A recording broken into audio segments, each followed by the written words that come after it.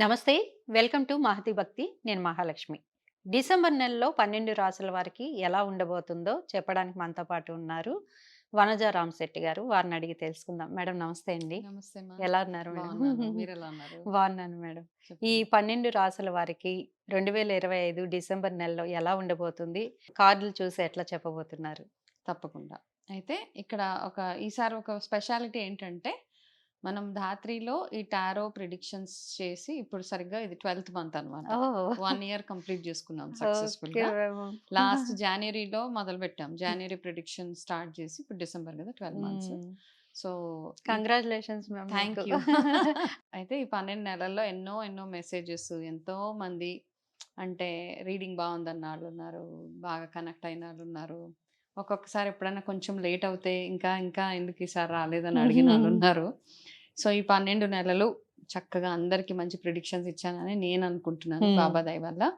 ఇంకా ముందు కూడా 2026 కూడా మనందరికి బావుండాలి అని మనస్ఫూర్తిగా కోరుకుంటున్నాను. 26 ప్రిడిక్షన్స్ స్పెషల్‌గా చేద్దాం మనం. చేద్దాం మ్యామ్. New year predictions. హ్మ్. సరే ఈ లోపల డిసెంబర్ ఎట్లా ఉండబోతుంది మనందరికి డిసెంబర్ ఏంటి అన్నది తెలుసుకుందాము. హ్మ్. రాశి ఫలాల్లోకెళ్ళే ముందు అంతకంటే ముందు ఓవరాల్‌గా డిసెంబర్ మనకి ఏం గైడెన్స్ ఇస్తుందన్నది ఒక్కసారి చూసుకుందాం. Okay ma'am. ఓకే.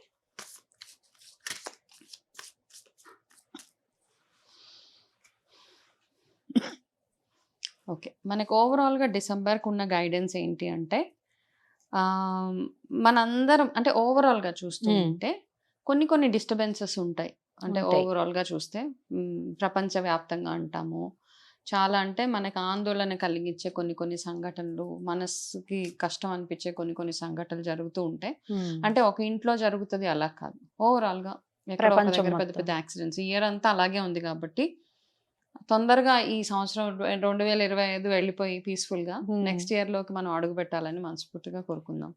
అంటే ఈ సంవత్సరం చూసినట్టయితే మనము గ్రూప్ డెత్స్ అంటాం. హ్మ్. కలిసి అందరూ చాలామంది ఫైర్ యాక్సిడెంట్స్ కానివ్వచ్చు, ఫ్లైట్ యాక్సిడెంట్స్, బస్ యాక్సిడెంట్స్ ఇట్లాంటివన్నీ ఇయర్ అయ్యాయి. అవును. అట్లాంటివన్నిటికి ఒక ఫుల్ స్టాప్ రావాలి ఖచ్చితంగా. నెక్స్ట్ ఇయర్ ఒక మంచి పాజిటివ్ ఎనర్జీ తోటి ఎళ్ళాలి మనం 2026లో అని మనం మనస్ఫూర్తిగా కోరుకుందాం. అదే విధంగా ఏంటంటే మనందరికీ ఈ కార్డ్ గైడెన్స్ ఏంటంటే ఒక బ్యూటిఫుల్ గైడెన్స్. ప్రతి ఒక్కళ్ళు మనము ఈ మొత్తం మనం ఏమనుకుంటామంటే ఏం చేశామన్నది ఒక రిఫ్లెక్షన్ అంటాం. ఏం చేశాం? ఏం కరెక్ట్ చేసుకోవాలి మనం అన్నది ఆ రిఫ్లెక్షన్ చేయడానికి ఒక మంచి beautiful month December. Okay ma'am. అవన్నీ ఒకసారి చూసుకోండి. మీరు చేసిన మంచి, చెడు ఏవైతే ఉంటాయో, ఎంత మంచి చేశారు, ఎంత చెడు చేశారు, ఎంత మీకు కావాల్సిన పనులు చేశారు, మీకిష్టమైన పనులు ఎన్ని చేశారు, మీకిష్టం లేకుండా ఎన్ని పనులు చేశారు, ఇవంతా రిఫ్లెక్షన్సే మనం. అవును. కదా! అవును మేడం. ఒక్కొక్క దగ్గర యెస్ అన్న దగ్గర నో చెప్పడం, నో అన్న దగ్గర యెస్ చెప్పిన పరిస్థితులు ఎన్నో మనం ఫేస్ చాలా. చేసుంటాము. ఈ లైఫ్ మొత్తంలో అండ్ ఈ సంవత్సరంలో కూడా మొహమాటాలకెళ్ళుంటాము. ఇట్లా రకరకాల పరిస్థితులు మనం చూసుకొనుంటాం. సో, అవన్నిటి మీద ఒక్కసారి రిఫ్లెక్ట్ జేసుకొని, ఇక ముందు 2026లో అటువంటివేవి మీకు బాధ కలిగించిన సంఘటనలు గానీ, మీకు ఇబ్బంది కలిగించిన విషయాలేవైనా కానీ, ఇబ్బంది కలిగించే మనుషులెవరైనా ఉన్నా గానీ, ఎంత మంచి రిలేషన్స్ మీరు ఉంచుకోవాలి, హ్మ్. ఏ రిలేషన్స్ నుంచి దూరంగా ఉండాలి, మీకు కావాల్సిన వాళ్ళెవరు, హ్మ్. ఇవన్నీ ఒక్కసారి ఆలోచించుకొని 2026 మంచి మంచి రిజల్యూషన్స్ చేసుకొని ముందుకెళ్ళాలి అని ఒక మంచి గైడెన్స్ మనకి వచ్చింది. ఓకే. Okay ma'am. ఓవరాల్‌గా చూస్తే స్పిరిచ్యువల్ మంత్. ఎంతగా దైవారాధన ఎంతగా చేసుకోగలిగితే మనందరికీ అంత బావుంటది. ఆరోగ్యపరంగా అవ్వచ్చు అన్ని రకాలుగా. విష్ణుమూర్తి ఆరాధన ఓవరాల్‌గా అంటే రాశి ఫలంగా మనం చెప్తాము. హ్మ్. ఈ డిసెంబర్ మొత్తం నెలలో మీరు విష్ణు ఆరాధన ఎంతగా చేసుకోగలిగితే అంత పాజిటివ్ వైబ్రేషన్స్ ఉంటాయి మనకి. ఓకే. ఓకే. Okay ma'am.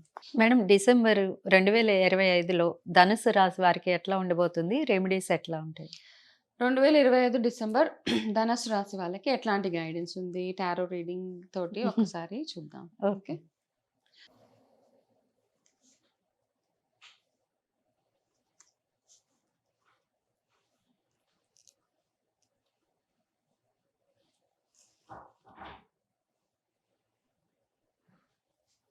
ధనుస్సు రాశి వాళ్ళకి కొంచెం స్లో మంత్ హ్మ్. డిసెంబర్. హ్మ్. స్లో డౌన్ అంటాం కదా! మెల్లిగా నత్తనడక.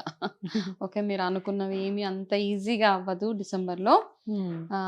అట్లానే చాలా కొంచెం ప్రాబ్లమాటిక్ మంతే. తొందరగా అన్నీ స్ట్రగుల్స్‌లా అనిపిస్తూ ఉంటదనమాట. ఏ పని మొదలుపెట్టినా దానికి ఒక బ్రేక్ పడుతూ ఉంటుంది. హ్మ్. అలాగే ఎక్కువ శత్రువుల దగ్గర నుంచి ప్రాబ్లమ్స్ ఎక్కువగా అంటే సడన్‌గా ఎక్కడో ఒక హిడెన్ శత్రువులు ఉంటారు. ఇంట్లోనే ఉంటారు. హుహు. సడన్‌గా వాళ్ళ నుంచి ఏవేవో ఇష్యూస్ వచ్చేస్తా ఉంటాయి. అవును. కాబట్టి గైడెన్స్ ముందే ఇస్తున్నాను కాబట్టి కొంచెం కేర్‌ఫుల్‌గా ఉండండి. అంటే ఎట్లా హ్యాండిల్ చేయాలి కొంచెం స్మార్ట్‌గా ఉండండి. హ్మ్. సడన్ సర్ప్రైజెస్ మీరు తట్టుకోలేరు. కాబట్టి ముందే ప్రిపేర్డ్‌గా ఉండండి. మనకు తెలుస్తది కదా!